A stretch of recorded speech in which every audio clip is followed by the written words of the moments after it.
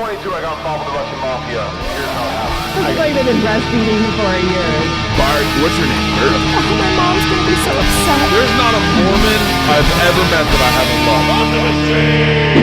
Jesus Christ. It smells like a cigar because Tom Rhodes is just here. I miss Tom Rhodes. Yeah, Tom Rhodes is just here. He's smoking cigars back Did here. he know I was coming? No, I didn't. Take care. Thank you. Oh. Yeah, he's great. I would have loved to see Tom. Did you start with Tom? Me and Tom started in Florida That's right. in the late 80s at a place called Ron Benning's Comedy Club. And he was like the rock and roll comic because he had long hair. Yeah. And the way he strolled on the stage and he had this swagger cockiness about him. Tom, God, me and Tom go back a long time. Yeah. You've that's right. I read your book. I forgot about you living in Florida. Yeah, that's where it really started for me. Yeah. You didn't move into Florida until you were like 17? Yeah, well, my parents, I was going on 20 years old. So it was 1988. So I graduated 85. So 18, 19. Yeah, I was going on 20. God, I forgot until right now that I read your book. Yeah, and then that's where it started down there. 89 I went. 88 I went, this is what I'm doing the rest of my life. I saved my money for a year, quit my jobs, and just did every open mic I could starting July 89. I played tiki lounges, played Elks, anywhere there was a competition, Yeah. or open mic, I was always there. Based out of Orlando? Clearwater, technically a place called Palm Harbor. I know Palm Harbor. We have a house in Clearwater. My parents have a house in All Clearwater. right, so you know, Yeah. I was off alternate 19. Yeah, I know exactly where Palm Harbor is. That's so funny now that I think of that. When I read your book, your book's one of the few books I read in life because I was getting ready to write a book. Judy sent it to me. I want to say Judy sent it to me when you were working with Judy before it was published. Yeah, what I hand wrote it all, Yeah. and then I handed to her during a Christmas break. I went, tell me what you think of this. I was gonna make a kind of a blog, or maybe it's a book. I don't know. Everyone's telling me it's a book, but I don't know. And she's like, "Oh my God, this is a book." Yeah. And my sister transcribed it all, typed it because I handwritten it all. Didn't you almost lose the actual notebook in a hotel? Yes. Well, no, when I first started writing it, Yeah. we were on a flight to Las Vegas, Yeah. and I wrote the first like 10, 11 pages. And I was super spiritual back then too. I mean, I still am, but I was like, you can't stop. I'm going to touch so many lives, and I'm going to change so many lives, and you can't stop what I'm doing. So I wrote, and we landed. I couldn't believe it landed. And we went to the hotel room, and I was addicted. I was writing more and more. And then what I did, on my kids' lives, this is a true story. It was we had a big, ridiculous suite. It was Caesars. Big, ridiculous, some festival. Yeah. Jerry Seinfeld, Chris Rock, and blah, blah, blah. And my wife and I were going downstairs for whatever. I think she was doing her nails. He's like, come get her nails. I'm like, I don't get my nails. And she's like, hey, spend time together. I'm like, all right.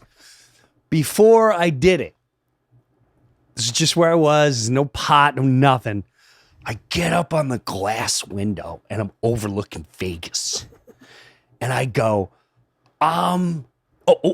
before we left, I wanted to hide this notebook. Yeah. Because God forbid I'm always paranoid. Someone's going to take this because it's super valuable. And I put it in my drawer and I went, well, I don't trust it in here. I'm going to put it in the safe, and it wouldn't fit in the safe without curling up. So then I went, what the fuck am I doing? What am I doing?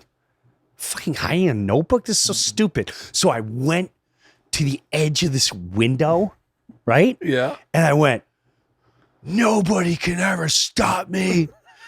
And I dare whatever force is out there. I dare the devil and your evil. I'm going to touch so many lives because what's in me is so good, and I can touch lives for what I've got to do. And I'm taking this notebook and I'm putting it right here, and I dare you. That's how I left off. Swear to God. Yeah. So we go downstairs doing the nails. I see Jerry Seinfeld. He's himself. He didn't even say hello. Yeah. I see Chris Rock. He's talking. I see some other banana I can't stand. And we head back upstairs. We go back upstairs, and the maid is just leaving the room, and she looks gnarly. She got big dark patches under her eyes, Horns and a tail coming out of her tail, and there was steam coming out of her nose.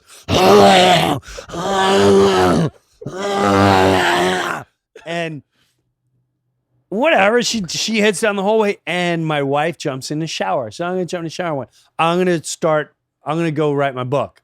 Yeah. So I sit down, and it is after a couple minutes. We settle in. I get changed, and I sit down at the long table where I put my notebook, which is still there, and I open up, and it's blank. And I start looking through the notebook. I'm like, what the fuck?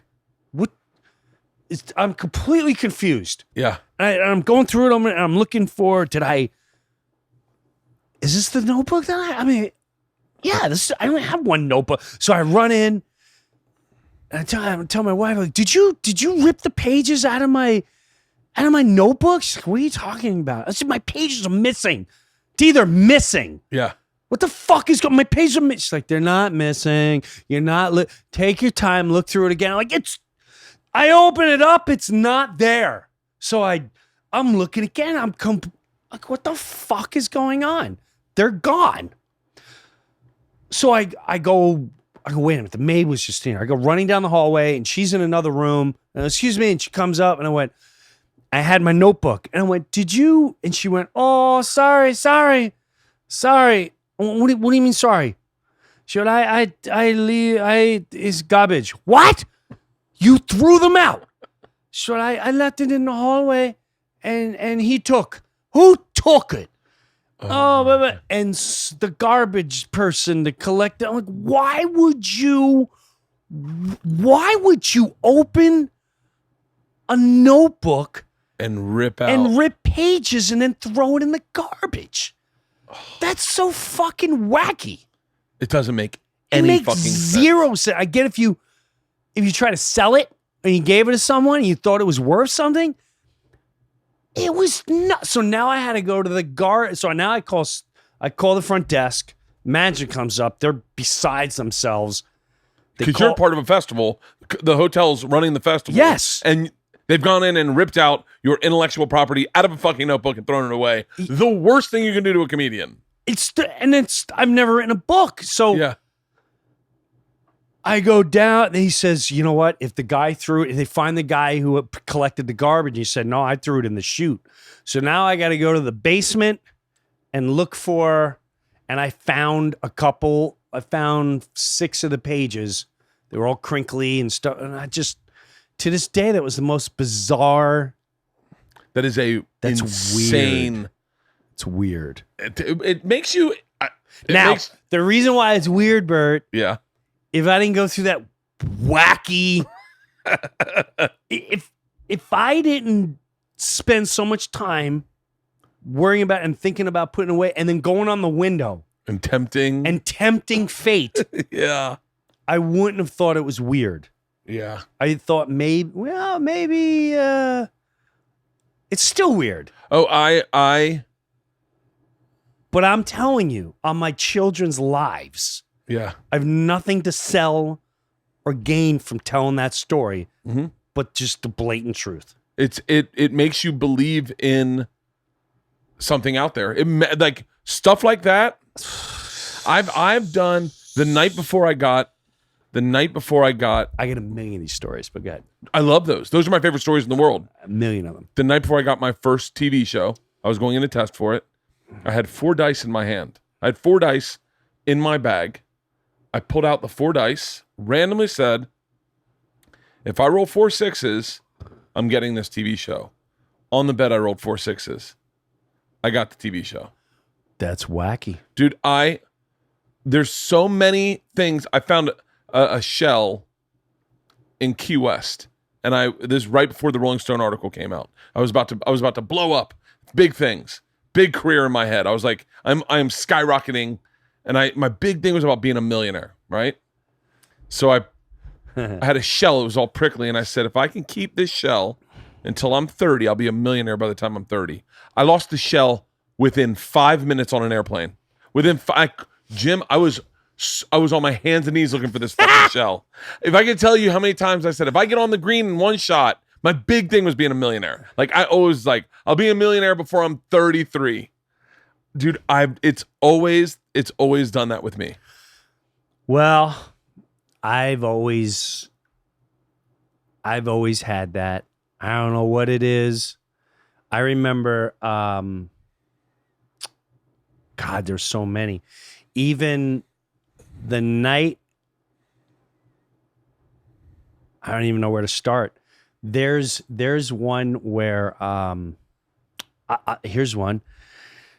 I'm out here in LA, and me and Dave Chappelle are put together to do a sitcom. And it's a spin-off of Home Improvement, the biggest TV show, and blah, blah, blah. And we do one episode, and we're on the cover of TV Guide, and they're showing commercials for our episode coming up. Buddies. For Buddies. And I made a devotion like, hey, I'm married. You saw what broken homes do to kids in your family. Yeah. I'm never going to do this. Yep. I'm going to thick and thin. When I came out here and you're the hottest tamale rolling around, I couldn't believe the people that have thrown their feet. Hi, would you like a personal assistant named Summer Orange September?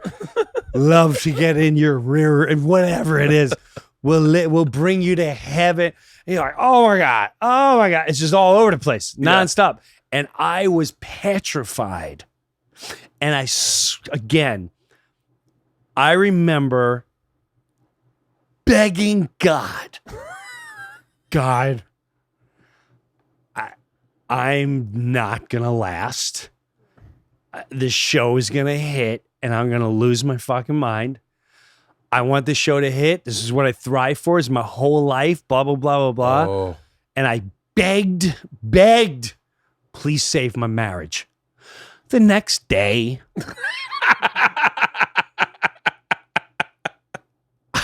we go in and we're doing the read for the second show, and everyone's talking about it. And it's a little weird. The room's a little weirder. Yeah. They're not as happy as they were the first week, but whatever. We're in it now. And about 10:30, they said, you know what? Everyone go home off the set. We're going to do a lot of heavy rewriting. Jim, your call time is 10 a.m. Dave Chappelle, you're 10 a.m., blah, blah. I go back to my hotel, and I have my two friends. I flew out because the premiere is happening. Yeah. And I get a call. Hey, man, can you come down to my hotel room? I got to talk to you. I said, well, me and my friends, because we're off early, they got a limousine. We're out of here. Yeah. Can I bring them?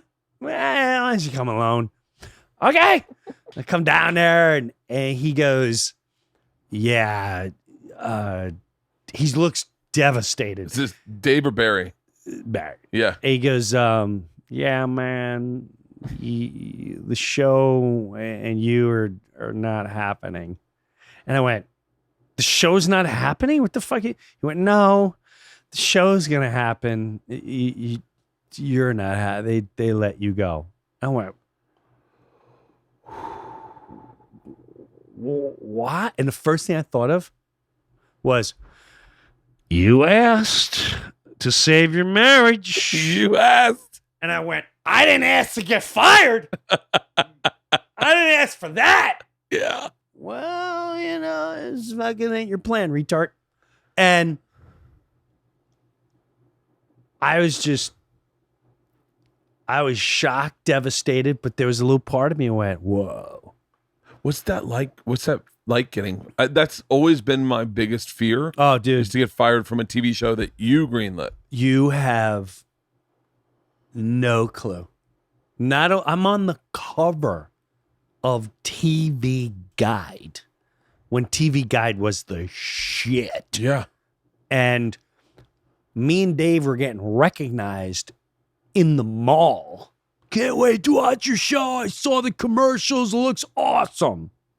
So you have a lottery ticket that says, no matter what, you're getting $70,000 to $80,000 a week. Yeah. For the next, I don't know, possibly 18 weeks at least. Yeah. It's gonna be good life. And all of a sudden, can I see your ticket for a second? Oh shit, we fucked up, man. You didn't make plans and you didn't buy a house or nothing, right? Okay, yeah, because this ain't good. It's just slipped away from you. And the worst is calling your parents. Because they're older, they're in the Elks Club, the Red Hat Club. Yeah. What am I gonna tell the people at the Red? What do you mean they fired you? I don't know. Why? I don't know. Well, can't you just go tell them that this isn't right? And I told we're all scheduled to watch it on Tuesday night. Are you saying it's not going to be on? Yeah. So now I feel awful because my dad, who's been hyping me up in front of the Elks Club, He started it doing the open mic in Palm Harbor. Oh, he's gotta see. It's far and wide the devastation, God. and so. What was worse though was as soon as that ended, the next day, I'm like, oh my God, it's in the trades, it's everything. Fox calls me and says, this is disturbing what happened to you. We wanted to do a deal with you. Tell you what, you come today for the test of this show. It's already on the air. It's called Herman's Head. We want you to be one of the main guys. I go in, test, I get it. The next day? The next day. So I'm hopped up, my agent's hopped up, like, bang, on one show, off to the races on another. Yeah. And it's already on the air. Yeah. Yeah, no, you're in a contract with us, and we don't have a deal with Fox, so that ain't gonna happen. So now I feel like a slave. I'm pulled out by Disney, and they fire me, and now they won't let me get a job I just got. And I was pulled away from a deal to do this show. I already was in it with Will Smith's producer. Met Will. Overbrook. I believe his name is Pollock. No. The name of Will's company is Overbrook. Okay. Overbrook Entertainment, yeah. And I remember Will came in, and I was like, oh, yeah, Will Smith right there. It's Will Smith, French Prince Bel-Air. Yeah. And so I knew him as the hip-hop guy. Yeah.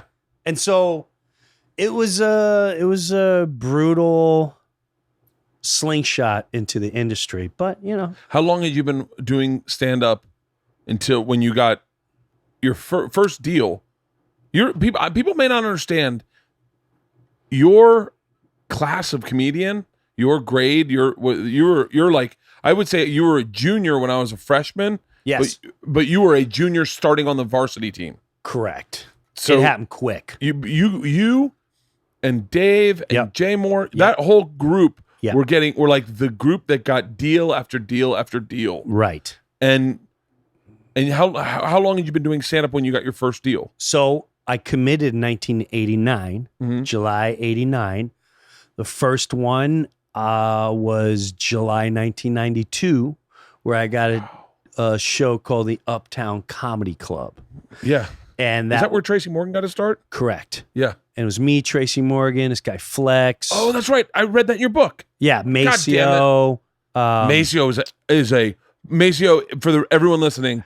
He's on that. That used to be the flyer I hand out at the Boston Comedy Club back there. Oh yeah, Maceo was a legit fucking murderer. he was a murderer. He wrote for an ad marketing team. He was like an ad copywriter. That's right. And That's so he right. had a $100,000 job. Right. Never was going to leave that, and he'd Right. just show up on the weekends, and I could not follow that guy. Yeah, he was a murderer. That was Murderer's Row. It was, you had Keith Robinson, you had me, you had Jay Moore, Dave Chappelle, this guy, Red Giant Around guy, or not around anymore. I just got a text from John DiMaggio today. And I just got a text from John people don't know DiMaggio. John. He's like the Simpson, the whatever. Futurama, he's Bender. Huge voiceover guy. Voiceover guy. But back in the day, him and his partner would just destroy the room with sound effects and bits. And you're like, oh shit, you're That going was up the after one. That them. was the one everyone said. No one follows Red Johnny and the I don't want to go on after them. And so they make me, I always had to go out. I didn't want to go after them.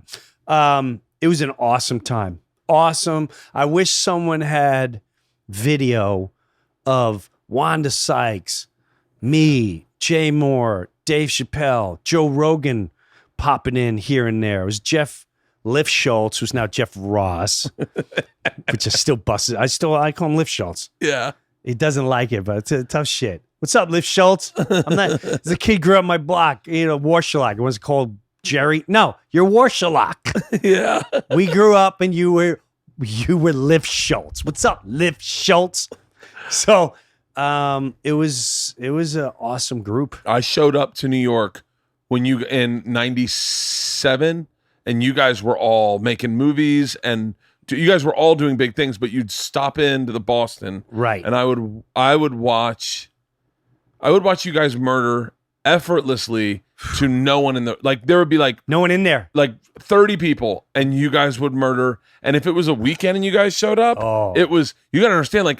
People won't understand. That's like when I remember when Dwight Gooden came down and hung out my little league when he was pitching for the Mets. Yeah. I'm now in retrospect, I go, what fucking grown man goes to a little league to hang out when you're a professional baseball player? But that was the same feeling when you guys would show up on a weekend, and the immediately whatever the local organization of the skill or of the lineup would shift, and you guys would get plugged in, and it was destructive. I don't know if I know there's been other tiers. There's tiers before us. There's not a tier like you guys. I don't know if there was a tier like that group, that graduate class, because it just was one. Every single one of us wanted to go up and just eat the room alive. Didn't matter how many people were in there, and we all bounced off of one another. There was a bit of a camaraderie. There wasn't really maliciousness of not liking one another. What's fascinating to anyone listening that's a legit comedy fan is that Dane was one class behind you guys. Yes. And that is where everything, that if you're going to talk about the complications of comedy, that's where it got complicated. Because Dane was one class behind you guys, but I'm friends with Dane. I'm not talking shit about Dane. I love Dane. All I'll say is he always wanted the respect of his older brothers. And there it was not given the way I think he felt it should have been given. You don't have to say anything. I'm just saying that, that was my perception. Because I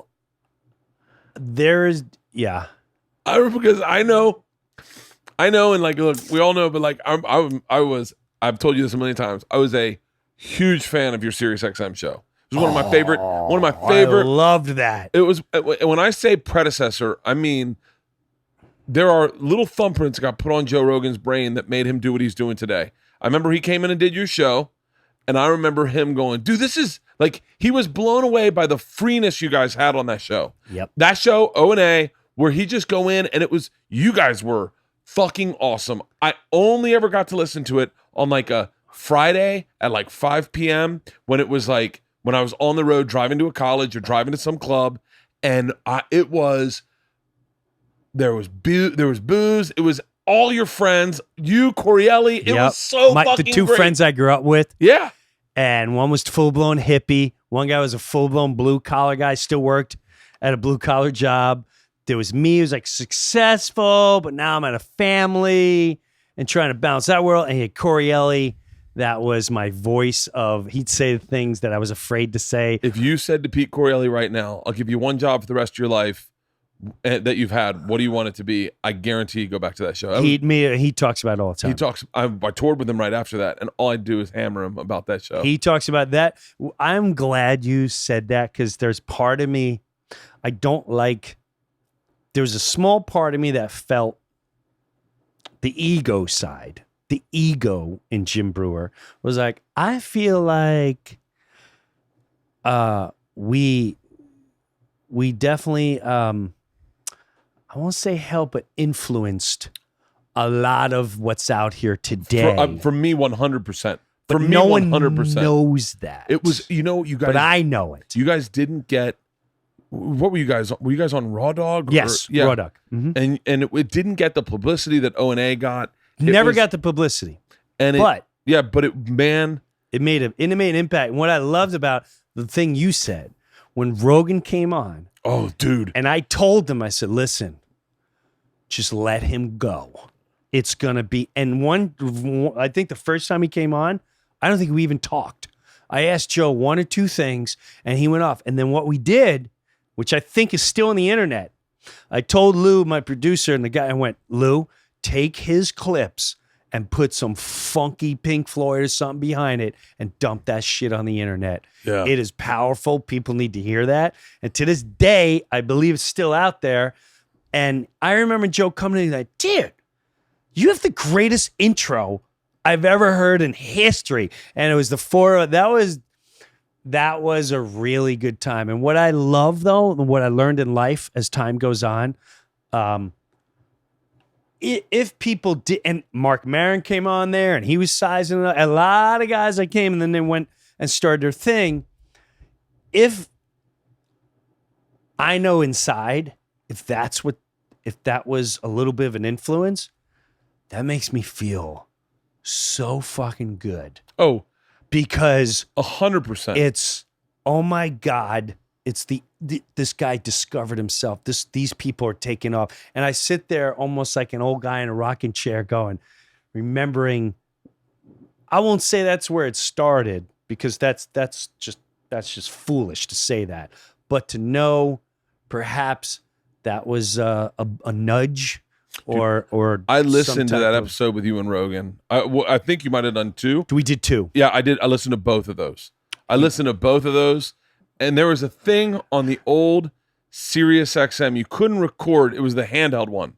You couldn't record it, but you could set a reminder for it to turn on to that station when a show started. Yeah. By the way, I'm not exaggerating when I say I couldn't figure out how to get time out what programs were happening. And I remember, I think I called Sam or Roland and I said, I'm having a hard time. And they said, oh, you got to get the handheld one. So I bought the handheld. They had like a Walkman. I remember that. I had the handheld one. That's right. And I had the one for my car, and I had it already installed in my car to hear you and Rogan. The first one was so good. I was like, he's coming back. I'm on that. And this is going to sound really silly, but Ron Bennington was doing a Unmasked with Janine Garofalo, and I wanted to hear it. And that was like, all right, it's worth it. I had no fucking money. I'm featuring on the road. Dude. I remember you and Joe openly talking about Dane. Openly. And going like, huh? Like, but no one understands because they've listened to podcasts. That never fucking happened. You have 2 comics and I'm just sitting there going, huh, huh. And I remember I was in a hotel room and I kept going out to the balcony, just walking to the balcony going, this is the best thing I've ever listened to. I'm listening to comics talk shit about comedy. I'm like, I've never heard anything. I literally was walking back and forth onto a balcony and off the balcony, like, huh, headsets on. And I guarantee, like, he was very profound what he said at the time because I was, but go ahead, finish No, I'm finished. Please, you talk. I forgot we talked about an air because I also was really, someone came to me and like, hey man, I just saw this and that. And it's pretty close to what goes on in your world. Like, well, what do you mean by that? Well, I mean, the mannerisms and the thing. And this bit is very close. And then I was like, I don't know. I don't know about that. But then I saw with my own 2 eyes an entire Rogan piece. And I called Joe. Joe, I just got to tell you, I worked here and here's exactly what I saw. And I couldn't believe. And he went, dude, I already said something. And he was so non-comfort. He went, you know what, man? I'm sorry to hear that because this person's addicted to killing, addicted to. You two said that on that show. Yep. And it defined the rest of my career.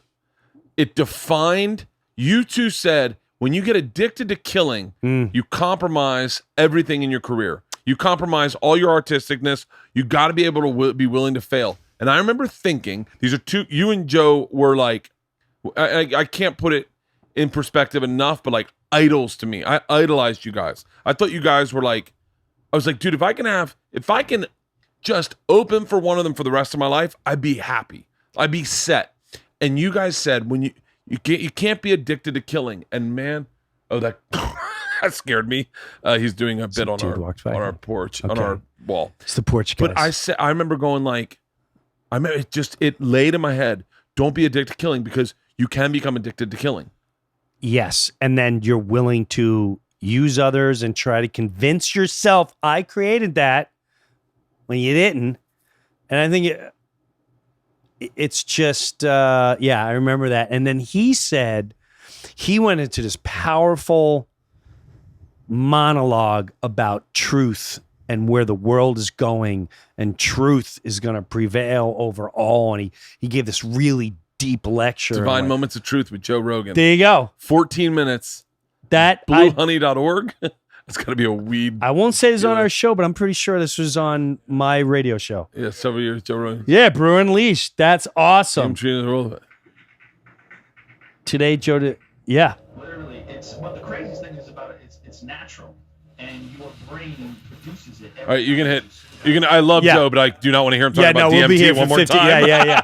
But this is, I mean, we're talking 2008, 9, 10-ish. It's got to be. I could practically probably tell you the date because it was the only time I ever did colleges in my life when that whole thing happened.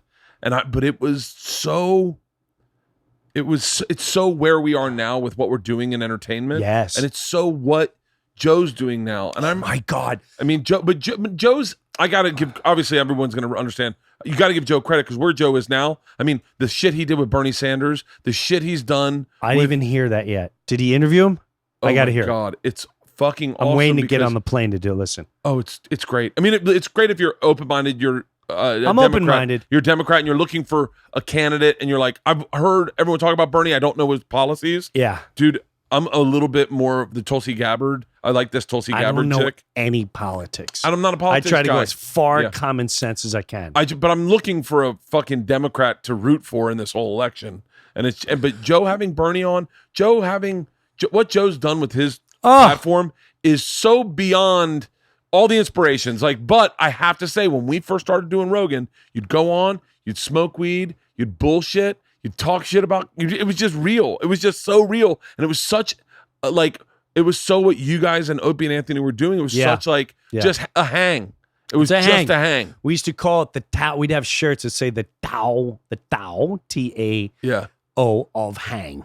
That's more important than anything in life. And our rule was no pop culture, no news, just no news and no pop culture, just hanging. It was the real greatest. issues. I loved it, man. It was. I look back now, like, it had its time, made a lot, and now all this is out there. And I have to say, the most exciting. I'm able to sit back and really. I look at Joe. And I can honestly say I thank the universe that he is doing what he does. Yes. We need that human being bad. Dude, bad. And I love him to death. I can't even tell you, I sleep better at night knowing Joe Rogan's out there. I swear to God, on my life, I sleep better knowing there's a Joe Rogan out there. I sometimes feel like that the world is a little fairer because of Joe Rogan. I believe. Me too. I swear to God. Me too. I thought it today. I was I coming agree. back from spin class, and I went, and someone texted me something shitty, and I thought, you know what? Joe wouldn't let this. Remember that? Like the way he stood up for Mencia for all comics, dude. He had to die on the cross. He did. And be resurrected. He had to die on the cross and be resurrected to be where he is today. He got murdered by his agency. They dropped him. They stabbed him in the rib cage. Never work again. We are keeping this individual who took from others and been again stolen. And you, how dare you point to the truth? Pro, that is a living sacrifice. All of us said, how could they drop him? How could the comedy stores turn their back on him? What's he going to do now? Money rules over truth. He pushed that rock to the side, walked out and said, turn the mics on. Oh my God. Thank you. Thank you, Joe. I love you. Oh, by the way, he's a size 11 shoe. Who is? Joe, he just texted me his shoe size. He's 11? I know, Why right? Would he text you his shoe size? I'm trying to hook him up. What do you It's got? a long story. It's You a hooking long people up with story. sneakers, shoes? No. I'm trying to start a flip-flop company. What are you doing? You said what? I can't. What are you doing? It's a long story. Bert shoes? I'm starting to sweat now. Fuck. I want to talk to you about. We're not going shoes? No. There's a flip flop I like. One flip flop I Bro, like. I don't even want to go any further in this conversation. There's a can I be honest with you? I think it's an East Coast mentality. Yeah. It's a full blown. The street I grew up on. You couldn't have worn flip flops. Dude, flip flops. I lose a little respect. A little respect for the individual, and I can't fight it. I just now got over, when men sit and they cross their legs. I hated you. I lost respect, and now I do it. Now I get it. Well, tell me what size you are. I'll send you some flip flops. 12. Okay, I got you down too. I tell you what, I'll make it. It's gonna be very hard, but if you get me to wear flip flops, dude, I swear I'm friends with rock guys. Yeah. And when I see James Hetfield, Metallica wearing flip flops, a little part of me going, dude, I don't know if you should let that out. Oh, it was kids like you that moved down to Florida at 19, 20 that would walk out on the beach in tennis shoes and no socks. And I go, oh, what the fuck is wrong with you? What are you, a fucking animal? There's sand's getting in your shoes. I would walk on with socks up to my knees and work boots going, yeah, what time is it? You see what time it is? Fucking Northeast. That's why. It was a jackass. Oh my God. Dangling cross earring. Did you have a dang? Oh, yeah. A mullet? I had a mullet. Oh, yeah. You have great fucking hair. Cut off AC/DC shirt. You don't want any of this. Florida. I feel like if you and Jim Florentine had bumped in on a laying concrete, you'd have been like best friends. I didn't believe Jim when he first came on the radio show. He goes, and they said, "Oh, we didn't know your face." Like, what's there not to like? I mean, a guy who's like late 40s and he loves Judas Priest. I went, you love Judas Priest? He goes, I love Rob Halford, love him. I went, oh my God, we're gonna hang out. Yeah. My favorite Jim Florentine story. I know people have heard this, but it's my favorite story. I'm in Tampa. I'm doing the improv. He's doing Side Splitters. Yeah. And I tell him, hey, I'm running a half. We're doing radio together on Cowhead's Mike Calta show. Cowhead, yeah. And I go, hey, I'm running a half marathon tomorrow. You want to run a half marathon? He's like, oh, fuck it. Why not? So he shows up. He sounds just like he gets. It's. By the way, that was a lucky stab in the dark side. Heard your impression. All right, He does the show, hooks up with a chick, doesn't stop drinking until 4, meets me at 8 a.m. with all brand new running gears. Right, we run. He quits halfway to take a shit at a Holiday Inn. Eats breakfast at the Holiday Inn. Right, eats breakfast at the Holiday Inn. Walks over to meet me up at the end of the race, and the only way he can get there is by jumping back in the race. He jumps back in the race for the last mile, sprints in, and wins his age division. He didn't even run half of the fucking race, and they're like, and the 40 and over, Jim Florentine. Jim, come on up here and take this award. Oh, How long you been training for this? I just, I go out there and do my thing, He in that race, we were talking about concussions, and he's like, "Oh, you ever get a concussion?" And I was like, "Yeah, I've had a few. I had one really bad." And he was like, "How bad?" And I was like, I had to spend the night in the rectory with the priest, and they had to wake me up every hour and touch my genitals." And he was like, "Oh, I think you're molested." And I was like, "Wait, they don't have to do that for a concussion?" He goes, "No, they definitely don't have to do that. Yeah, they it definitely don't have to touch it." It was the hardest I've ever laughed while running. Both of us were jogging, literally crying, laughing. Jim's a fucking great guy. He is. Yeah. I always wanted to do some type of tour with him and like Don Jameson and do like this heavy metal You guys type of thing. but You toured with Metallica. Yeah. What's that like? greatest gig in my whole life. Really? I would do that. If they came to me and said, "You want to do this forever?" I would. Before they finished the sentence, my bags would have been packed. Really? It was the greatest gig I ever had in my life. So what was the day like? What was like? So here's the day. Let's say it's show day. Okay. Show day, we're playing whatever arena. We're in Madison, Wisconsin, playing some arena. How big are the arenas? Between the smallest was 12,000, biggest was like 22,000. Okay. Well, the average was like 15,000. All right. We would now I'm on the bus.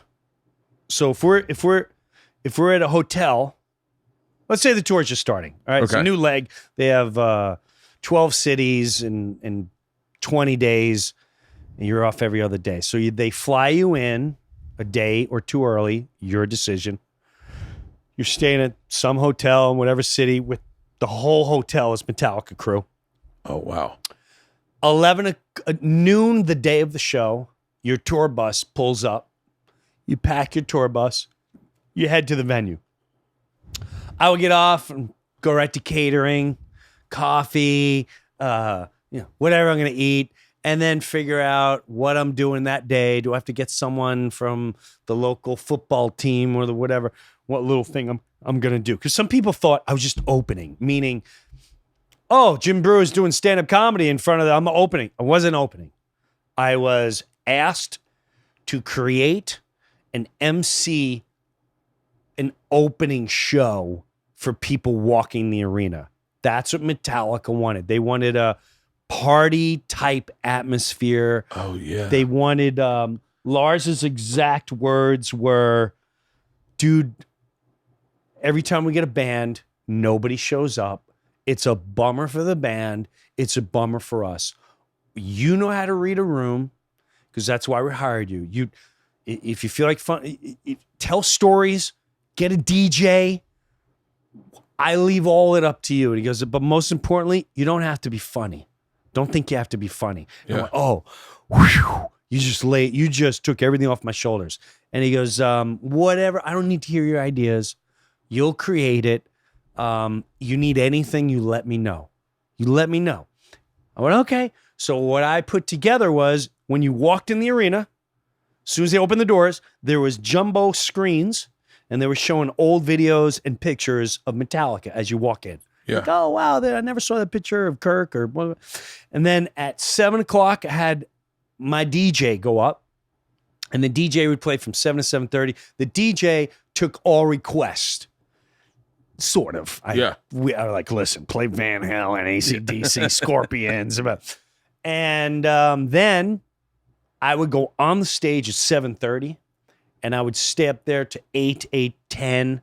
Sometimes they were in the mood for stories. I would tell stories. Sometimes I just did crowd work. I'm like, "Look at this banana. Hold on. Turn on this whole section. Look at this guy in the suit. Oh, you know what? I got to go talk to you." And I jump off the crowd and I go into the crowd. I'd get off the stage about 10 after 8. I'd take a live camera with me, go backstage, look for the band. Sometimes I find Lars. I would mess with people backstage. Then I'd come out and I'd do a game show. I would grab people from the audience like, "Hey, you win this, you get to go backstage with me." So a lot of times people got booed off the stage. Hilarious. Oh, I bet. And then right before Metallica went up, I had a sing-along of 1 minute metal anthems. It was Black Sabbath, War Pigs, into Judas Priest, You Got Another Thing Coming, into Run to the Hills, into Walk by Pantera, and then AC/DC Highway to Hell. And then I bring out Metallica.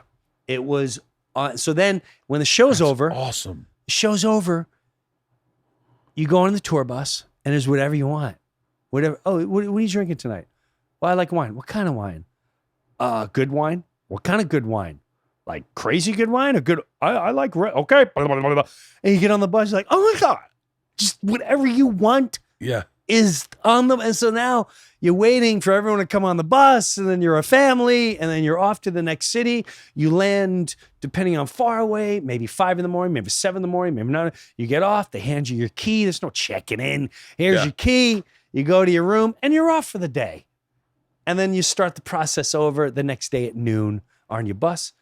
Dude, it was you would know, when we're out there alone, we're alone. I was with a crew of 110 people. I was hanging out with lighting guys. Awesome. I had them doing shit too. I had them doing talent shows, wiffle ball games by the end. I mean, they were like, dude, we've never even, lighting guys never even knew who the Grips were. And I'm like, dude, I would have never been hanging out with this guy if he didn't make us do a talent show. I had them doing talent shows because our bus was so funny.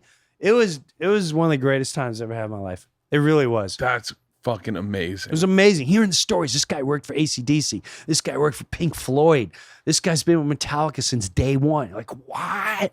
It was unreal. How much time did you get to spend with the band? Not a whole lot, because they would arrive about 5:30, and literally they're gone. They're all in meet and greets for an hour and a half. Then they have their charity where they feed the hungry. So they would write checks and meet the local food banks and give them, tens of thousands of dollars. And then every single Metallica concert, Metallica goes into a tuning room and they rehearse. Normally they would go up about 8 o'clock. They go in the room and they would stay in that room to about 8:40. And I would stand outside that room, wait till they were done. Like, are you all ready to go up? Good. Then I go up and do the sing-along. So they would rehearse for 40 minutes and then go on. And then after the show, they're in their cars off to their jet. So Really? Yeah. I see them way more off the tour. But every single night for the first 2 legs of the tour, Lars would walk up to me and go, is there anything we can do to make your life easier or the show better for what you're doing? Are you happy what you're doing? Do you feel, is anyone stepping on your toes creatively? Like, no. He goes, good. You let me know. Dude, who needs to do that? That's why they're the greatest. That makes me go like, God, like, oh, that would be a fucking great gig. It was unreal, Bert. Bert was on fucking, and you know what was sick? You start becoming friends. So after each show, I would hang out by the soundboard. And and it started one night. I saw this Asian guy, and he's mouthing every lyric, and I'm like, I know every song, and I'd love to do what he's doing right now. And I was like, fuck it. And I went up to him, and we went face to face, head banging hard for 4 straight songs. And he's like, my name is James. I'm from Korea. Well, I'm Jim. He's like, I know who you are. And then it started becoming a thing.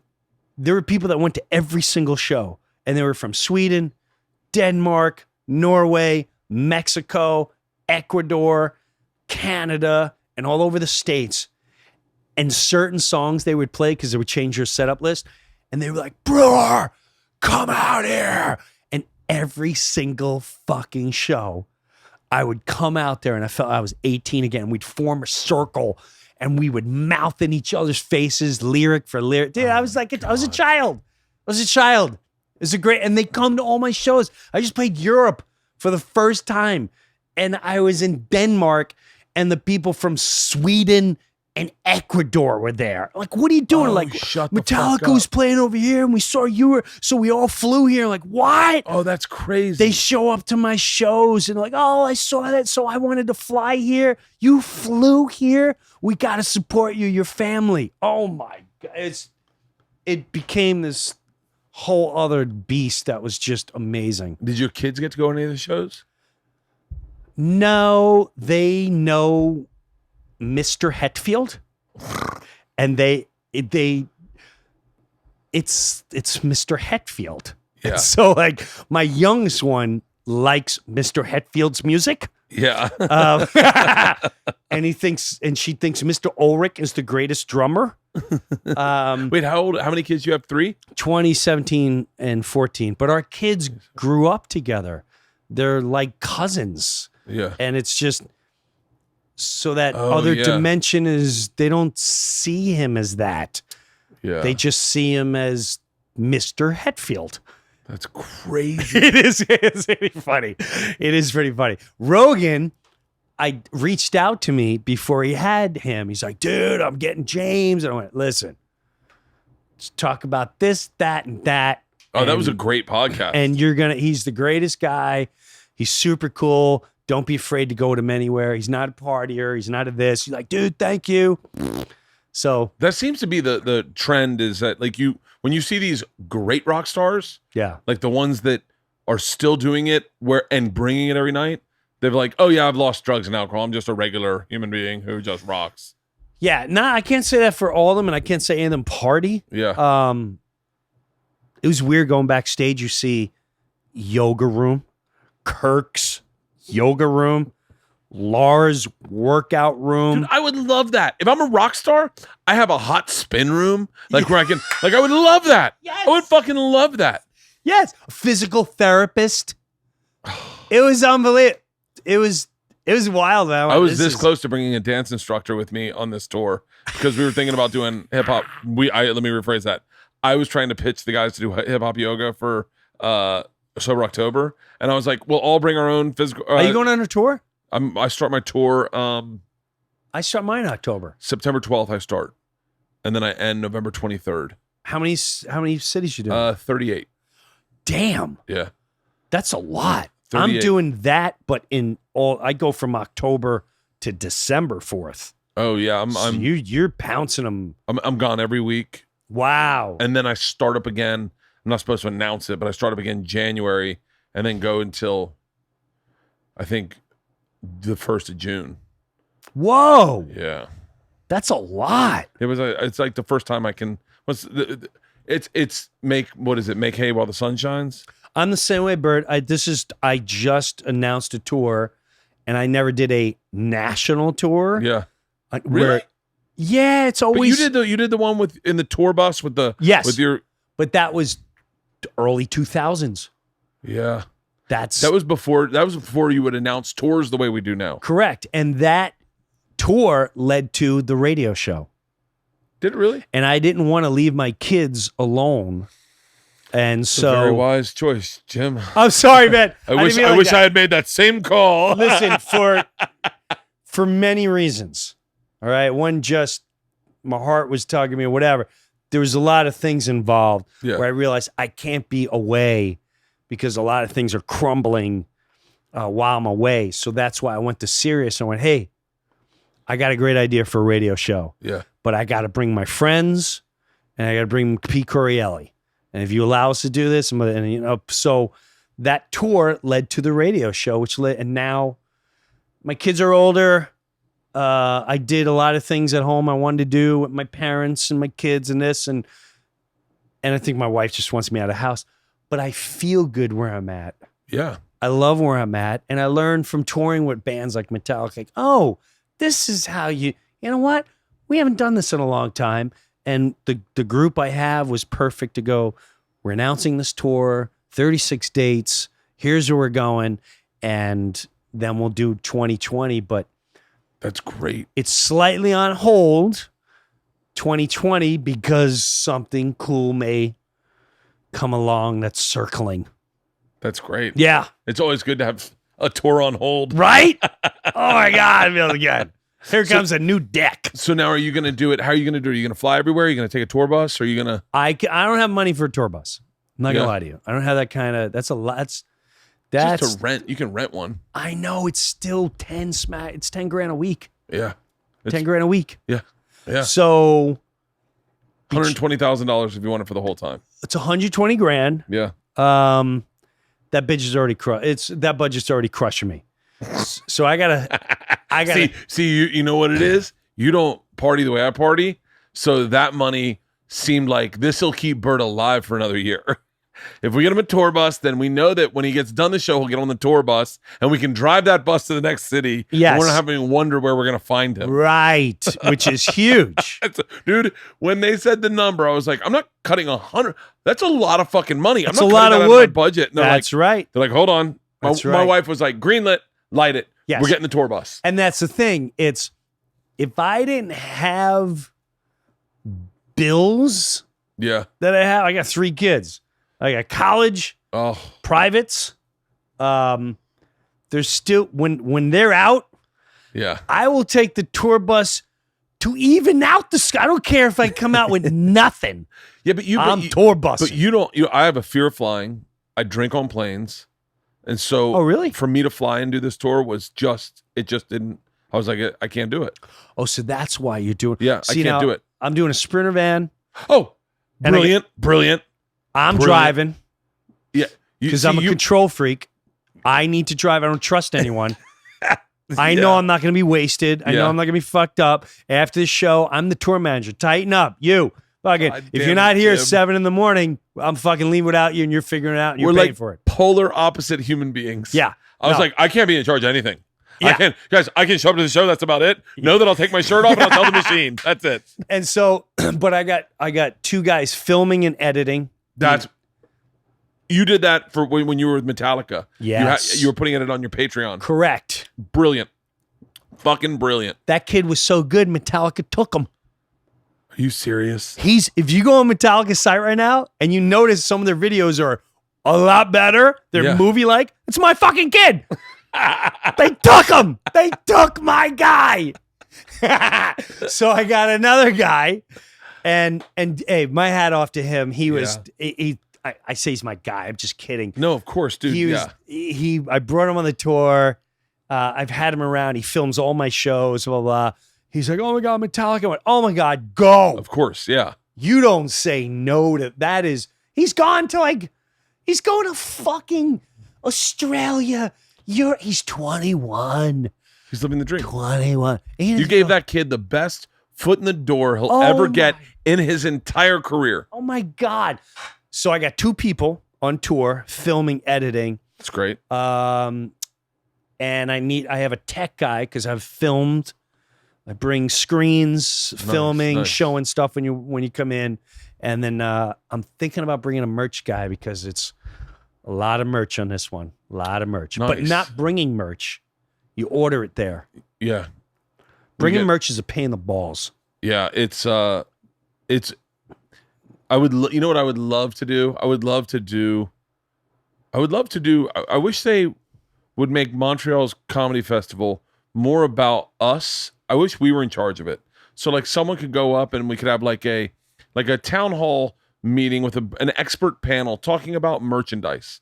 And so that we could all streamline how we do merchandise because everyone does it a little different.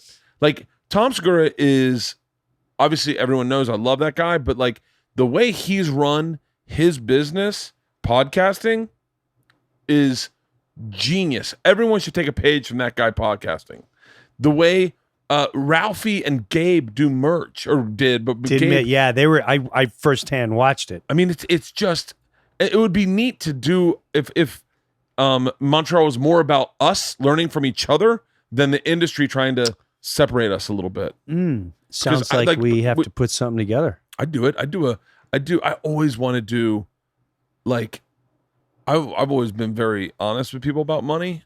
It's the worst thing in the world, but like if a young kid is going out to headline and he goes, so like what kind of money should I expect at the Improv for a weekend? I was like, oh, I'll tell you what I made. I'll tell you everything I made, all my and I'll tell you where I talked to a guy, I'll tell you later off air, who was like, hey, I'm doing my first theater tour. What should the money be like? And I was like, I'll tell you exactly what it's like. And I gave him exact fucking numbers. But I always think that helps us as opposed to hurts us. Absolutely, because some guys think they should make X amount of dollars. But then I'll explain to them, listen, it's about your demand. If they're coming just to see a comedy show, Yeah. you're not really worth much. If they're paying just because you're there, That's when you have that ups the ante, and Yeah. now it's a whole different beast. That's why we do all this. You know, you and a lot of other guys, I'm learning from all of you because I'm still in that old school world of you do stand-up comedy and you're discovered. Oh, they want to give you a show and they want to give you a special, and those days are over. So I have to, people go, you got to do a podcast. You got to do this. You got to, I'm like, I don't know how to promote myself. You and D were doing a podcast for a while, weren't you? We do little stits, and I just started up again. Okay, yeah. But even that, I loved it. It was the chaos of your house on a podcast. Yes, and it still is going to be. It was great. It was so much fun to listen to because it would be like you'd be here like, "Hey, what are you guys doing in there? Shut the door!" I forgot we did that. Dude, it was great. It was gonna be more. It's my favorite. It's my favorite thing about a podcast is when like this.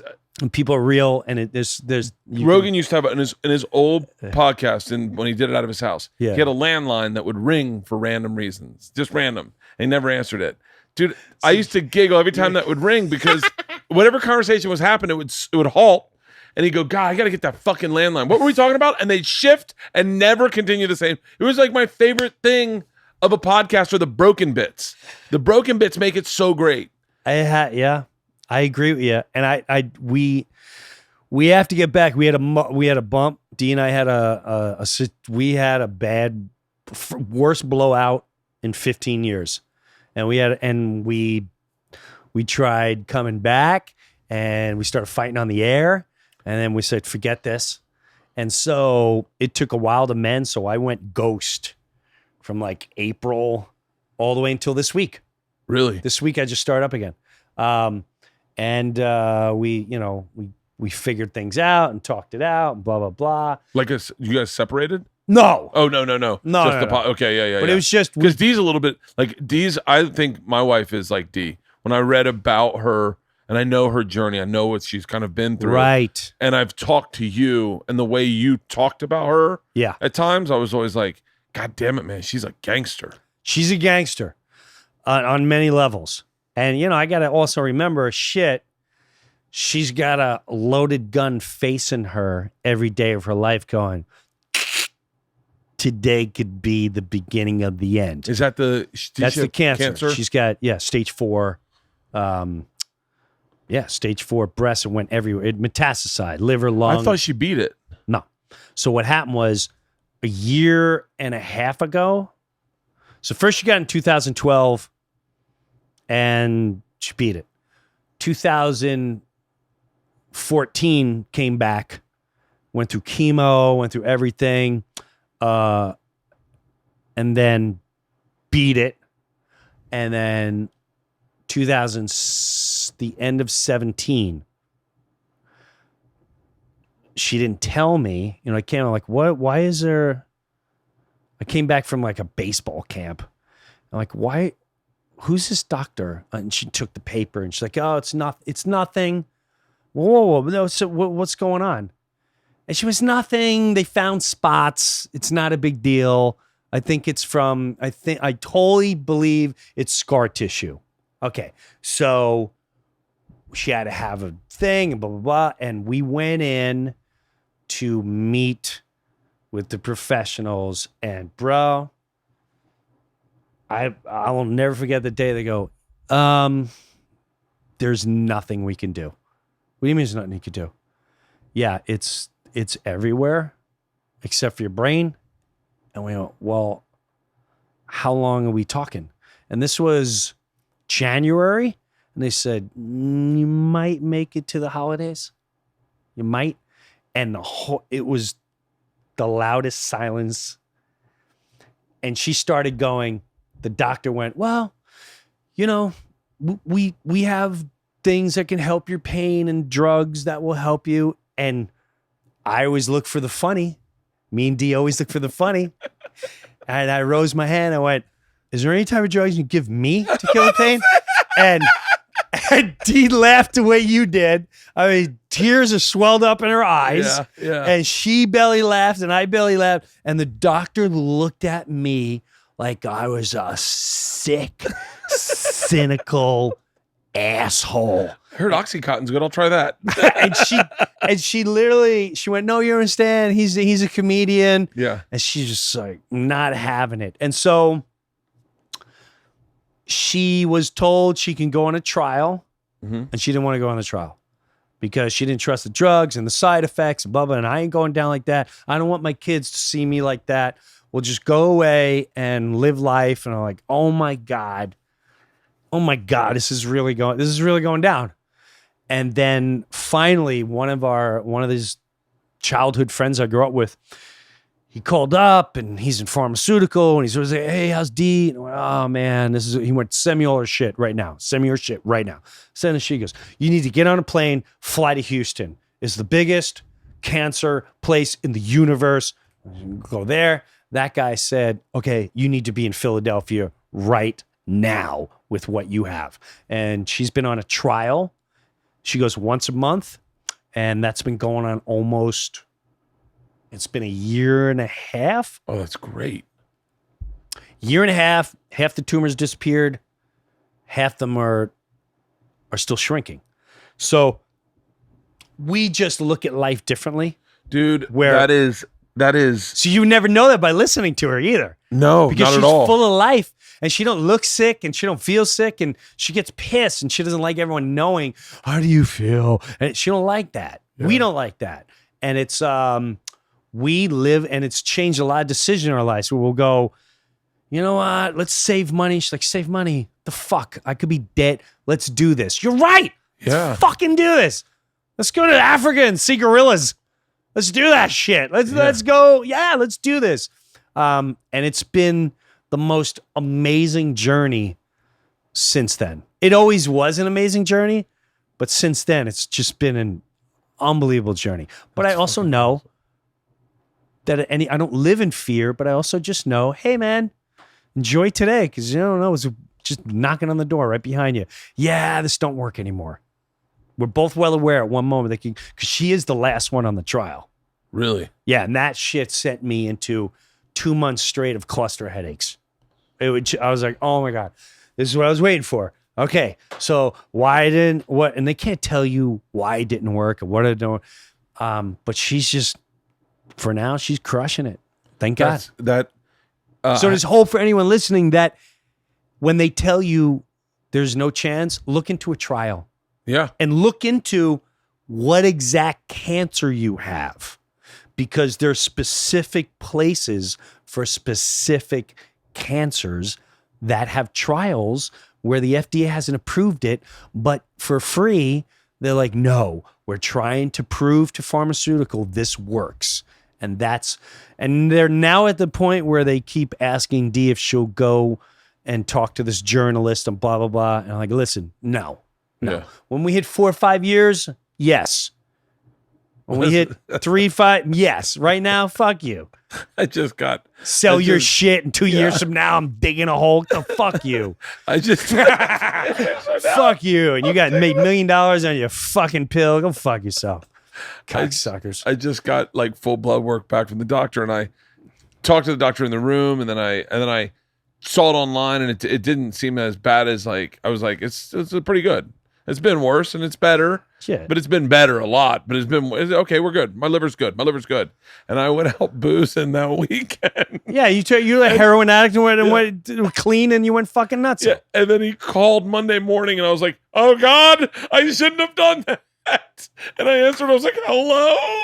And he was like, no biggie, nothing's wrong. I just wanted to touch base. He's like, you gotta lose weight. There's no reason you should be 250. And so I've been really trying to 250. Well, not today. Today I'm 245. But I was 256, Jim. You don't look 250. Oh no, it's my big fat face. Everyone said I was looking Asian because I was so fat. Shit. Well, I'll tell you this, man. How old are you now? 46. Yeah. This is where it starts. 46 is where I decide what kind of old man I get to be. What you don't want. This is what I explain to people. What we're not thinking about. Cholesterol, blah, blah, blah. What you're not thinking about is, my heart's good. You're not thinking about that little stroke. Yeah. Stroke will fuck you up. And it doesn't kill you. And now your friends got to visit you and you're like, hey, man, you're slurring your way. Don't touch my You fucking did not have to balls. tell me that. I said to my cardiologist, I said, Don't fucking punch my balls because I can't say S words. And it's not a good place. You're walking with a gurney. No. It's not a good time. I said, I don't want to be an active father. My dog, I'm not going to live my life crippled. And he goes, what are you talking about? And I said, strokes. And then my cardiologist was like, oh my God. Yeah. I said, that's why I'm in here. Yeah. That's why I go to see my cardiologist every 9 months. You don't want to be reacting with your eyes. Yeah. Have a chalkboard around my neck. But you can't even do it because you fucking you're not left-handed. Wait, you're not right-handed. You're a lefty, but you're from left side, so you're like, you don't want Dude, that. it's one of my. I'm working out so hard this month, and it's because I want to lose weight. I want to just right my boat. I do it every year when we do Sober October. I right my boat, and I'm good for like 6 months, and then towards 6 months, I can feel the rails come off, and I'm just like, a tour boy. You better be careful. You know what you need? A handler? I don't know what. No, you need a dick that's gonna watch you and go, "You really gonna put that in your mouth, fatso?" You need someone calling you fatso. Oh, I've got it. It's called the internet. It happens every fucking day. Oh, they're brutal. No shit. Oh, if I gain weight and there's a picture of me, it's just so mean. Why are people so fucking mean? Oh, it became Segura and I did it. We fat shamed each other, and our fans jumped in and really enjoyed it. And it is. Well, because they feel like they're one of the boys. Yeah, and one they're of the breaking girls, balls, and we gave them. They don't the realize joke. we're sensitive with that. At times you'll wake up and you'll feel disgusted with your body, and then you'll go online and some guy will just dial into what you're thinking about yourself, and you're like, "That's exactly what I was fucking." Yeah, it's I'm trying. I'm getting more cognizant of my health now than I've ever been in my life. I've always been like, it'll just bounce back. So how much you drink? It's probably you drink a lot. Yeah. That's what it's all that. Yeah, I know. It's just the booze. Yeah, it's just booze. But I don't want Can't to you just lose switch booze. to like vodka? Oh yeah, I did that. Like did that non-gluten vodka? I did vodka. But it wasn't enough. But the problem is I'm a glutton. All of a sudden I get on the road, I get on tour, and it's vacation. It's just a party. It's a and vacation. It's someone's a party. got pizza. I had all to together. fight that. Like Metallica beat the shit out of me. Really? I would eat well. I'd eat salad as much as it hurt at the catering, and eat salmon or chicken and not even look at the dessert pile. And then they go on the bus and there's fucking pizza and wings and all the booze. It's just tonight. Yeah. It's just twice. It's just the week. For us, it would be when the tour bus would leave and we'd be driving in the middle of the night and we're still drinking and someone goes, "Hey, we got leftovers." And then next you know, we're all making concoction leftovers. Crushing it. And you heat it all up and Yeah. oh my God. I know. It's I'm bad. like, I gotta, this tour, I'm going to be healthy. I'm going to party, but I just want to I would love to work out and eat. That would be a dream. We worked out. We would do a workout, and then we would play music, and that would set the tone. If we played just like Sinatra, Yeah. or like Dean Martin, we would sit down and be a little calmer, and we just have wine, and then we just get tired and go to bed. Oh, that's brilliant. What That's a about brilliant idea. you do pot, right? Yeah. But Why not like edibles when you get on? Doesn't that make you tired? I was going to try. Here's the problem is, no, I haven't really fucked around that much with edibles. I get nervous around them. to buy the professional ones. I get the professional ones, but I always go like, oh, here we go. I think also, here's my problem is I'm a little bit of a teetotaler. Like if I'm not drinking, I'm not touching anything. Okay. And then once I eat an edible, I'm like, well, I'm gonna have a beer to chill that out and get to bed. And then next thing you know, I'm like, I'm gonna try edibles for the beginning of this tour. Throw them on the bus because we're starting in San Francisco. Throw them on the bus. Just keep them in the freezer. End of the night, you know, it's the end of the night, especially if you're sort of getting tired.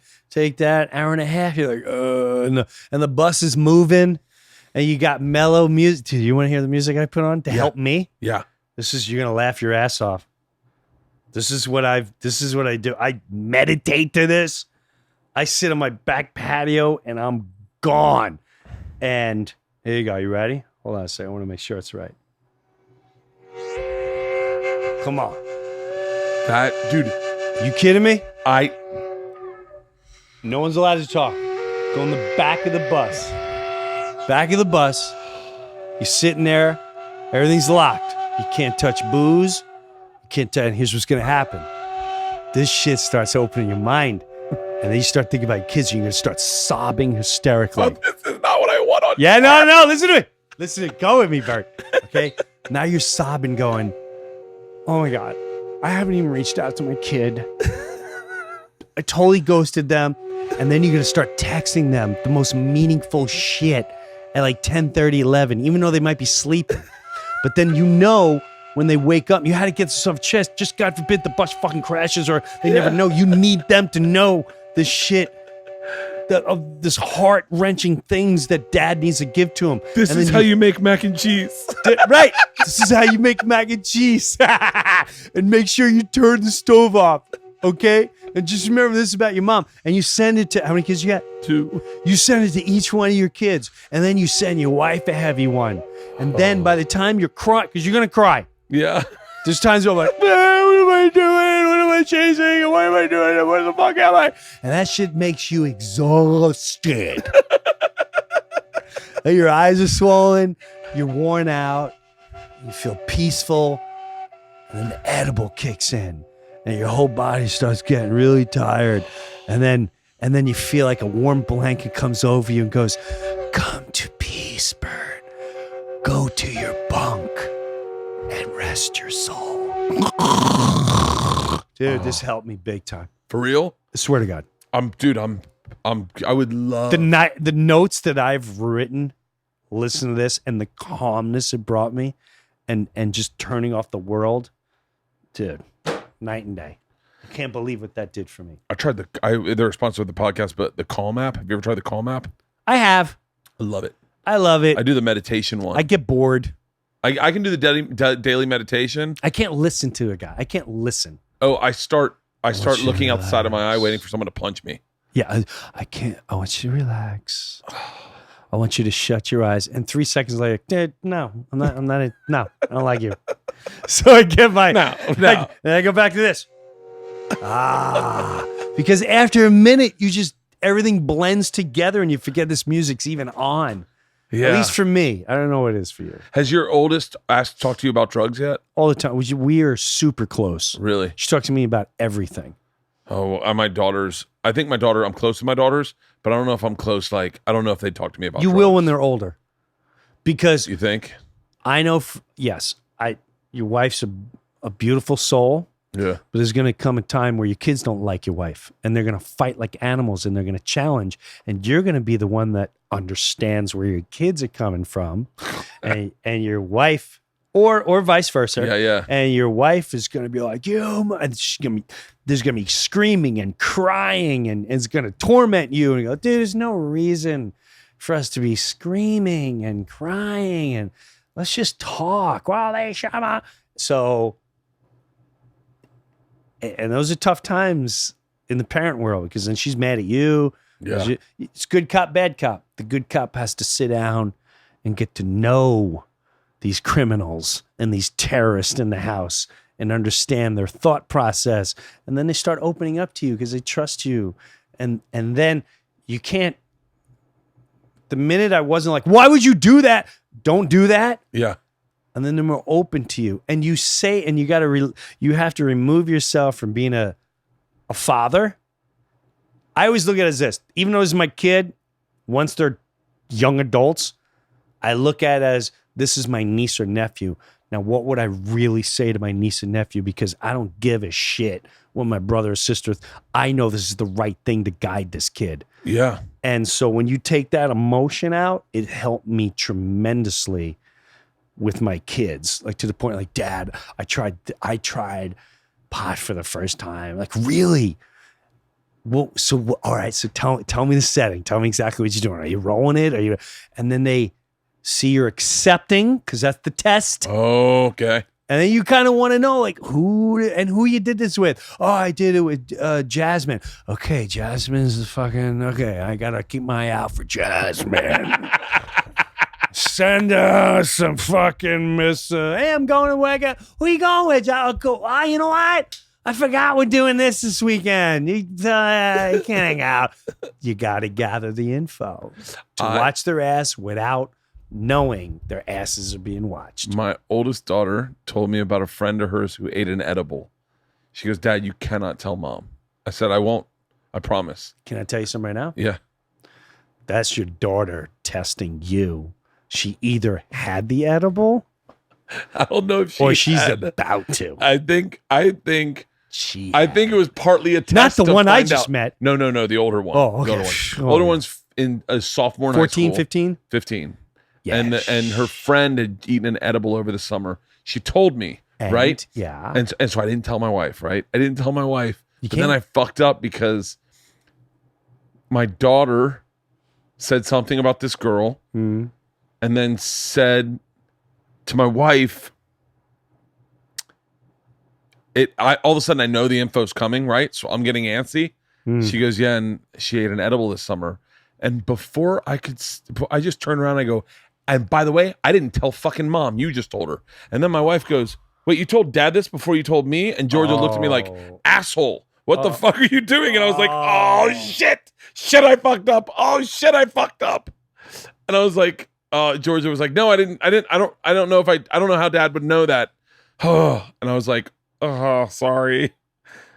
I fucked up so bad. But I'm growing pot plants in my backyard. I mean, my daughters, please, I think my daughters are going to be not Isla, but George is going to be the one that's making mac and cheese.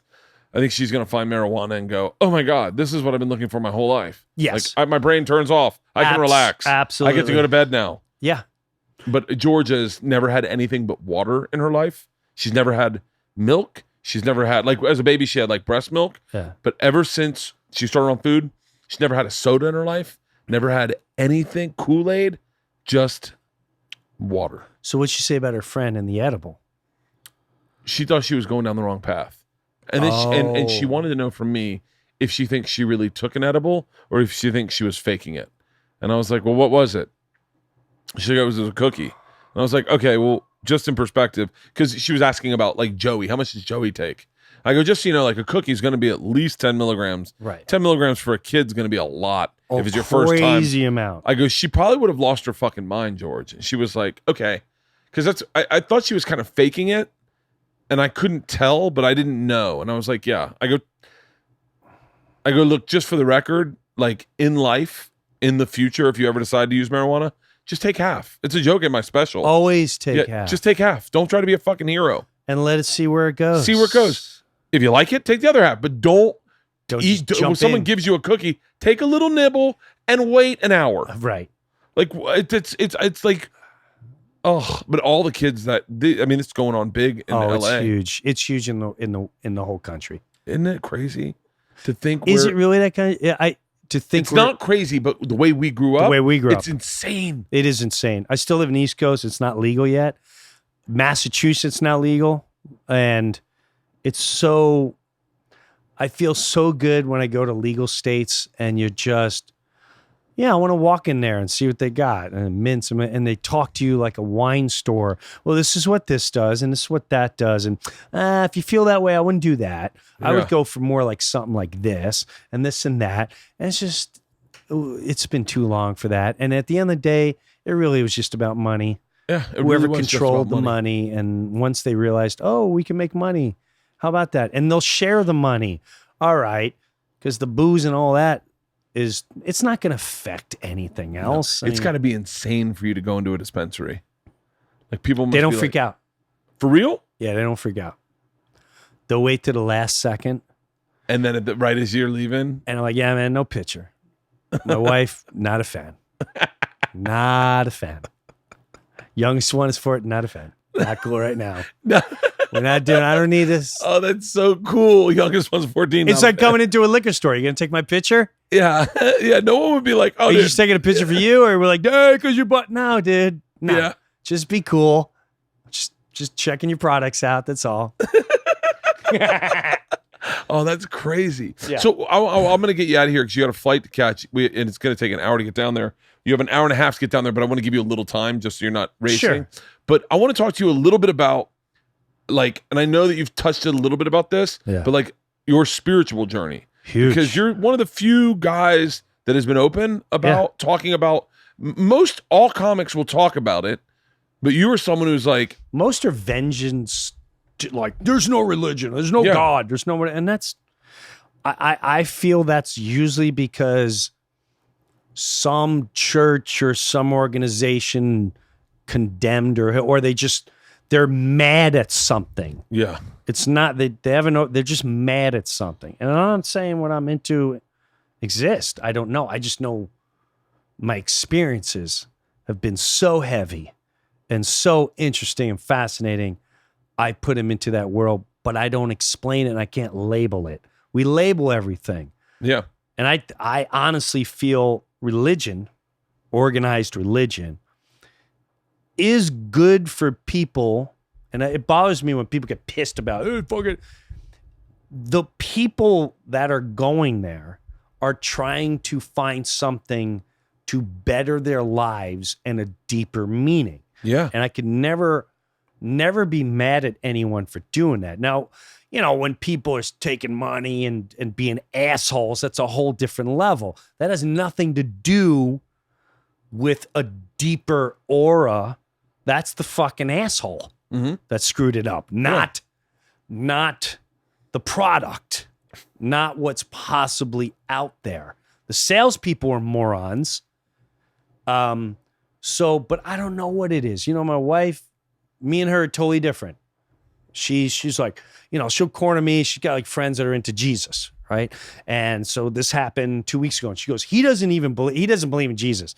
I said, I didn't say that. I don't buy the whole walking on water, and I'm sorry, I don't. He turned wine into, well, it says in the Bible, and a Bible was written by somebody, and I don't know what the intentions were back then. Maybe they're dealing with fucking Romans that were savages. You know, these guys came in, they're like, we're gonna eat your kids and fuck your women, and you're gonna work for us, and you're gonna have to fight a fucking lion with a crazy hat. You ready? Oh, Jesus Christ, we gotta stop them. God came and he said, you can't do this. He said, it's not cool. You can't be fucking everybody. You can't do it. So This is Moses. He parted the sea. oh my God, he came out and fucking, you missed it, man. The sea was split. You missed that shit. That's on you, bitch. You swear? I swear to God. I swear to it. So and I'm not making fun of it. No, yeah, I know. But my point is, I don't know. My point is, walk the walk and let people figure out, you know, that guy's heavier. That guy's always healing a situation or making a situation better. Why is he like that? And it doesn't have to be labeled. There's no need for a label. Yeah. If it is that world, great. If it's I saw the best liner, one of the most helpful liners of my life. I was in freaking Africa. I'm not even going to say where it was because, again, you'll judge who, you know, I don't want anyone judged. Yeah. And I saw a line, and I might have said this on Rogan.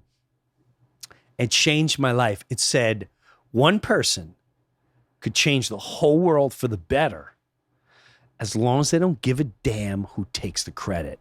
And I went, whoa. That's deep. That's a game changer for me. Yeah. And it's really hard to do that because we're in an egotistical, vanity-driven, judgmental, and labeled world. But now, spiritually, I feel I've gone through some very heavy situations that are unexplainable. You know, the furniture didn't move and shit. My latest one was, and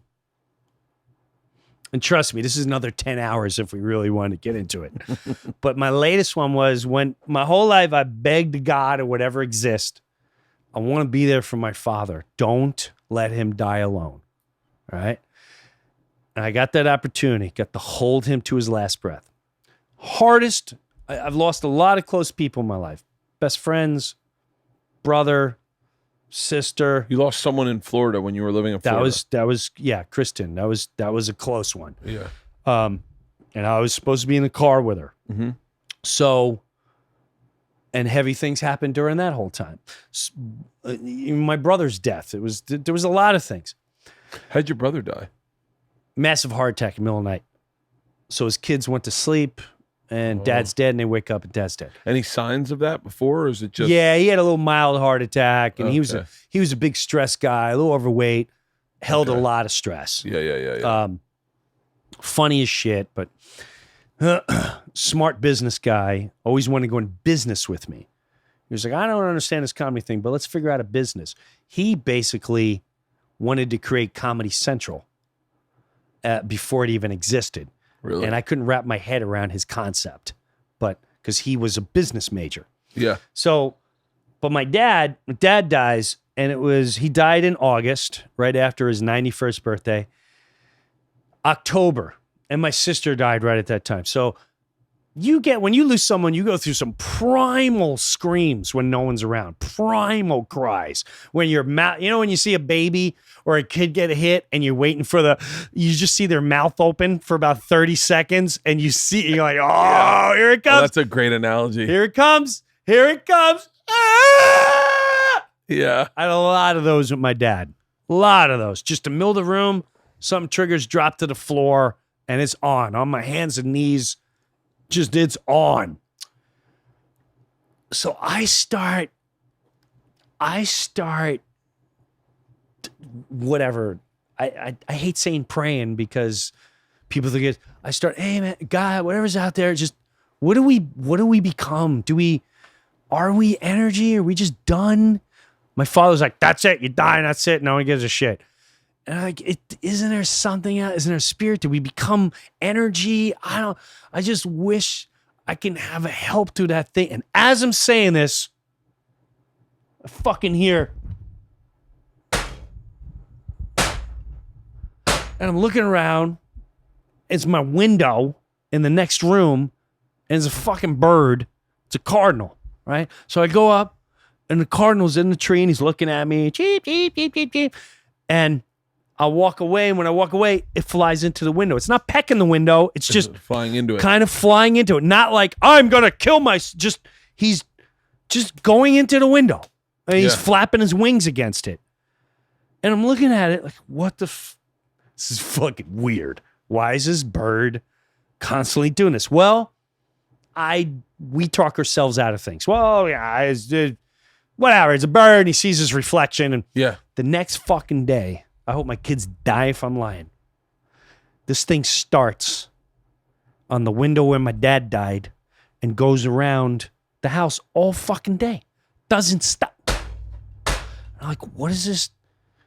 What is this bird doing? And now I'm like, is this? All right, I'm going crazy here. Is this a spirit?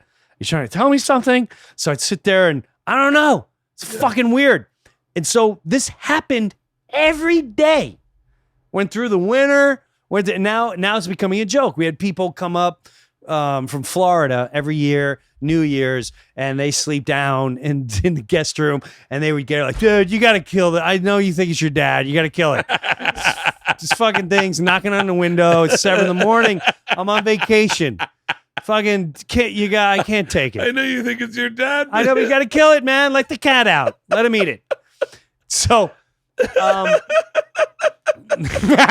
I swear to God, I videotaped it. I put it on Facebook. I don't understand what the hell. Does this thing see its reflection? Is it? And I wouldn't be weirded out if I wasn't, just like the Vegas, if I wasn't going, what is it? Give me a sign. Please tell me. Give me a feeling. And then that shit started. So, Bert, this goes on through the winter, through the following summer, through that winter, every day, this bird. Now my kids are like, and now they're friends. Like, oh yeah, I don't know, it's grandpa or something, whatever. It's the bird that never leaves. Year and a half later, we go on vacation. My father-in-law's. And during that time, I had multiple primal cries. Yeah. If I see an old man, I'm done. I hear a song, hear Johnny Cash, fried egg. But your dad in World War II? World War II. Yeah. Yeah. And so I'm still and he was just adorable. So I'm so much pain. March, year and a half later, on vacation, beautiful. And we're in Turks and Caicos. And I'm overlooking the water and I have a primal cry. And after it, I was so exhausted. I went, you know what? I'm sorry. And I begged and talked to the universe. I said, I don't ever want to feel this way.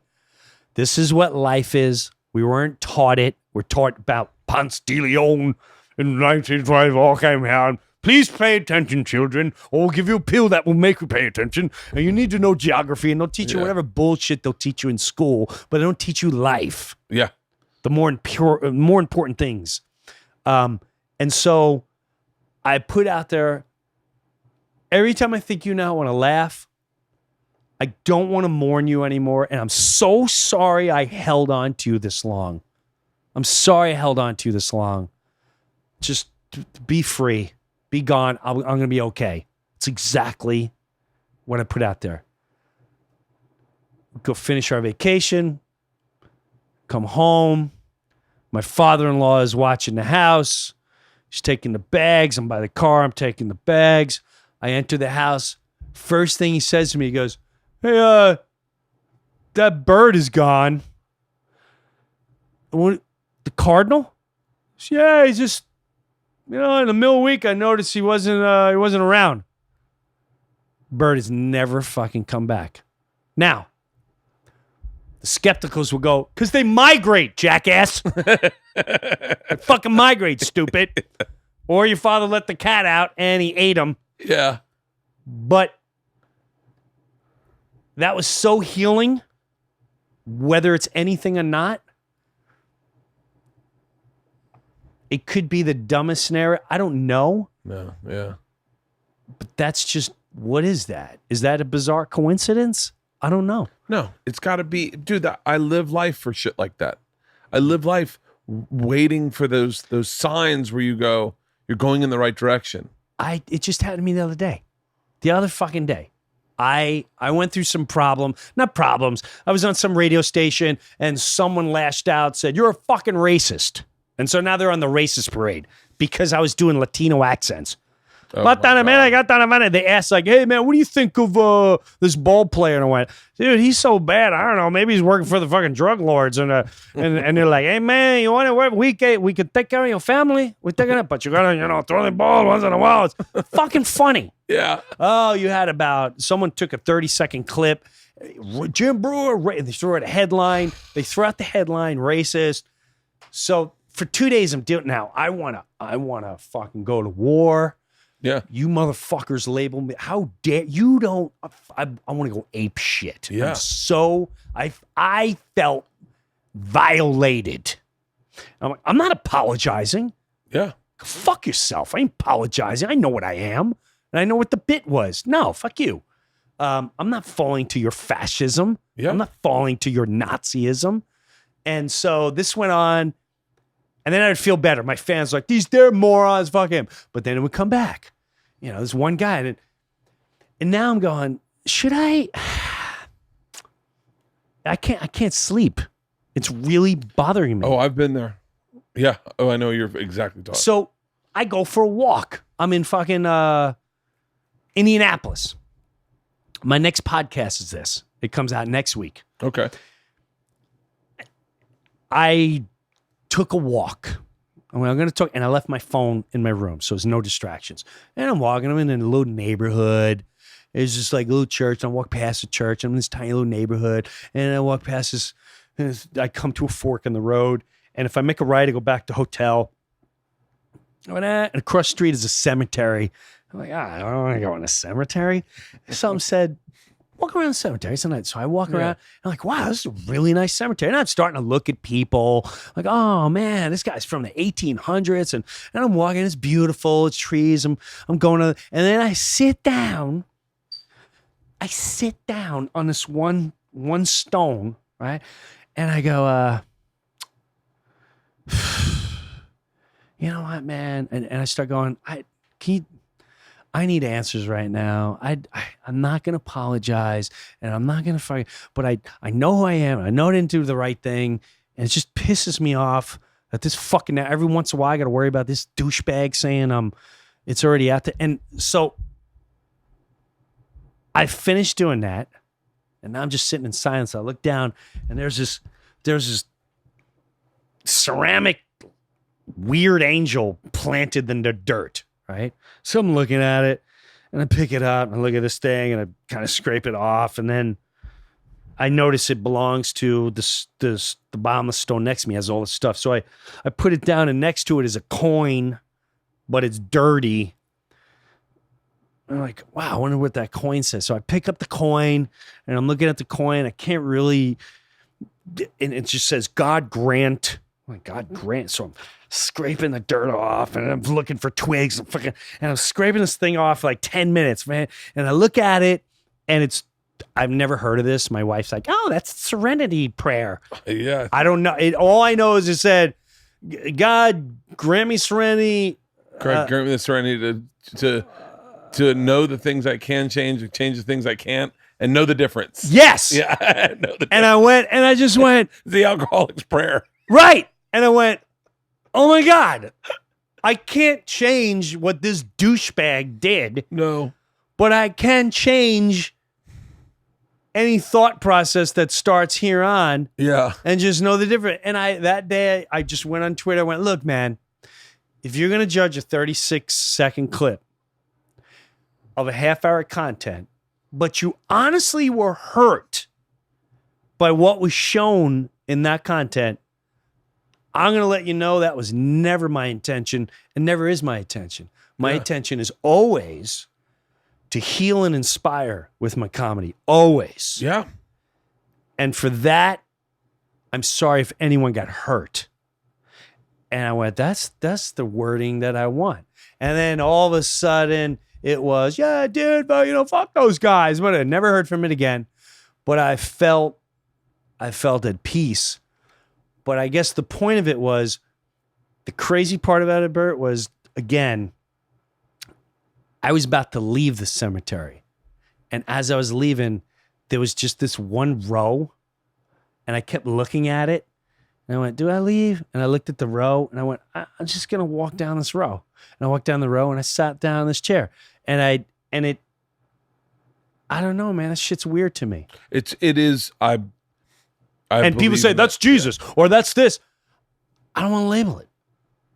Because someone out there may hate whatever, but what I'm saying may go, dude, I kind of feel the way you do. We don't need to label it. Yeah. But it's something that helped me, and I don't look for it, but I am open to it. I said to my wife the other day, I said that I feel like the ocean's my church. Because I go there Yes. and I feel like I get in the water and you can feel, and I said it to this guy, Eli, the other day, but I said, waves that have traveled hundreds of thousands of miles now meet my chest. There's got to be some sort of energy inside there, this positive thing that hits me. Like, and I go, and I was like, I don't know. Like, I say prayers a lot more than I think anyone would ever imagine I say a fucking prayer. Yeah, me too. And someone said to me the other day, because obviously I perform shirtless, but they go, so what's your thing with the necklace? Are you trying to like convert people? And I was like, what? And they're like, yeah, you have a cross and St. Jude and something other, I'm guessing St. Christopher. Yeah. And I was like, yeah, I have him. Oh yeah, I have a necklace. And they're like, we perform shirtless. It's the only thing we see. Like, what are we supposed to take from that? And I went, nothing. And they're like, well, no, but why would you show that to us? And I was like, oh, I think you're reading into this. This is my necklace. Yeah, you're like, reading way into this. Yeah, my grandmother gave me this cross and I thought I had genital warts. Like, it's a long time ago. Like, it's funny. It's funny today and today too, because people read into so much shit and they really want to find meaning. They want to find a deeper meaning. And I said, I have no problem doing an accent of a person that I'm telling a story about. I have no problem. I did it in my special.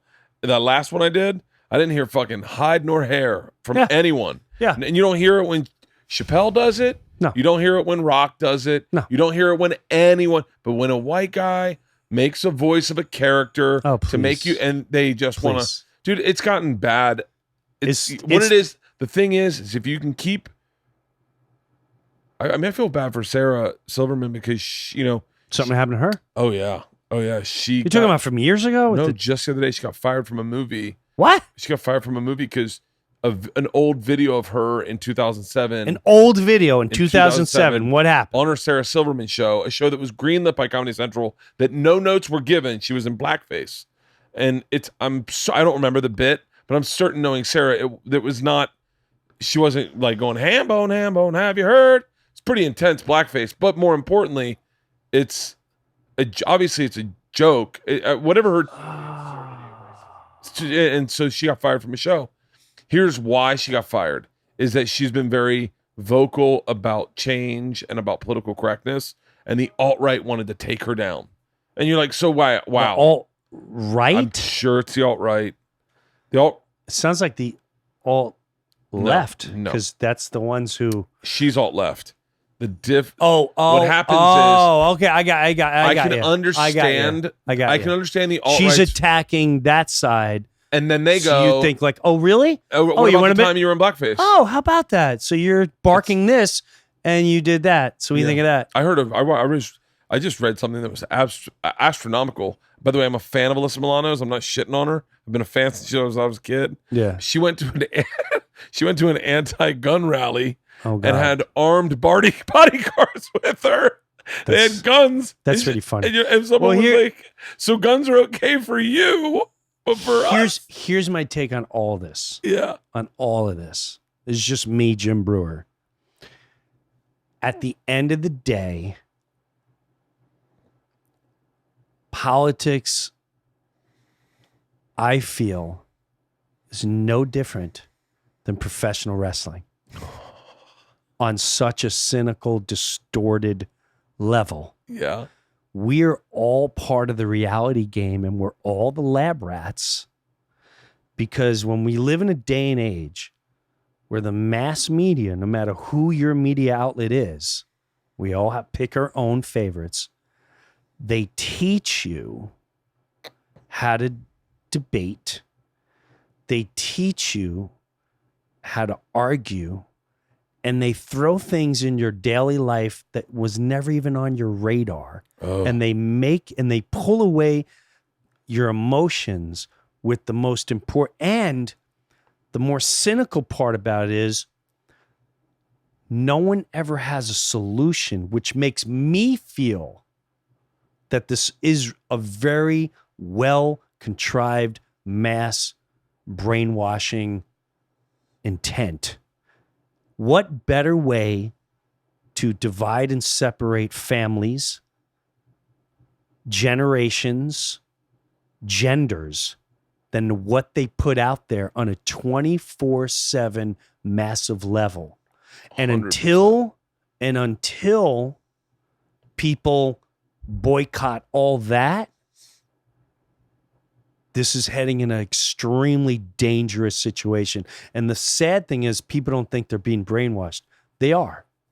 Because if you traveled outside this country, you would see things completely differently. Mm-hmm. And if no one gets things from real, from living and experiencing. They only get it from the information they give you. That's and right.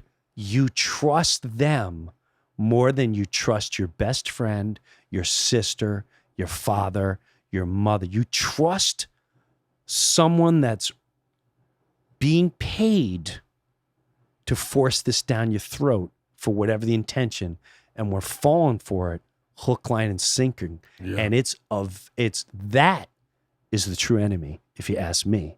And that's why I don't get involved in any of it, because I'd rather experience if we got everyone in the room right here, all right, immigration, here's what we're going to hit. We're going to hit immigration. And 8 of us, you're an extreme view this way. You're an extreme view this way. You're extreme view this way. You're extreme that way. I guarantee you, all of us can walk out of the room with a couple solutions and we would figure shit out. But that's not their intention. And it's not their goal. And is not the goal. And the minute people see that and they stop, because you feel like you need to be part of a club. Why do you have to be part of a club? Why do you have to, if I have a thought process, oh, he's liberal. Oh, he's conservative. Why do you have to label that? We've come to a part of society where geniusly, you don't believe in brainwashing, we now will label a thought. So you're not even allowed to think. No. So the war is on your minds and you don't even know it's happening. And that's why I love motherfuckers like Joe Rogan. That's a perfect way to end this podcast. That is a perfect way to end this podcast. 5:56. We'll get you out. Despite all my rage, I'm still just a rat in a cage. Dude, I could listen to. Tool just released their whole anthology online. I've been listening to Tool every fucking day. No media, no news. No media, no news. So what? So tell me, what are you gonna to promote? The tour starts in October. October. What's the name of the tour? Did you name it? Live and Let Laugh. Oh, I love it. I love it. Live. That's gonna be a great merch shirt. Oh, it's a big merch shirt, Bert. I'm ready. Live and Let Laugh. And JimBreuer.com. Yeah, official Jim Breuer. You know, Facebook, the whole shebang. And your podcast with D is coming out again. It is. I just started mine. Yeah, it came out yesterday. Nice. And then, kind of the story I just told you comes out next week. Okay, cool. Where it goes a little more in depth of it all. And then after that, I'll have D, and we're rocking and rolling wherever we go. We go. Dude, fuck yeah, dude. I'm so glad I can call you a friend. I remember I called you one night from a hotel and I was like, dude, I'm going through some shit. And you're like, dude, it was one of the greatest. And honestly, I truly value the idea that I have your number, and if something's going down, I can call you. So you're one of the best guys to talk to in the world. Anytime, because I love life. I love people. Yeah. And I'm here to service people. I've seen everything. I've seen addictions. You've seen a lot, death. Man. You've seen sudden death. More than the average human being seen. I'm here to help. Dude, I love you, brother. Oh, Thank man, you. I love it. I'm so excited for you. This is great.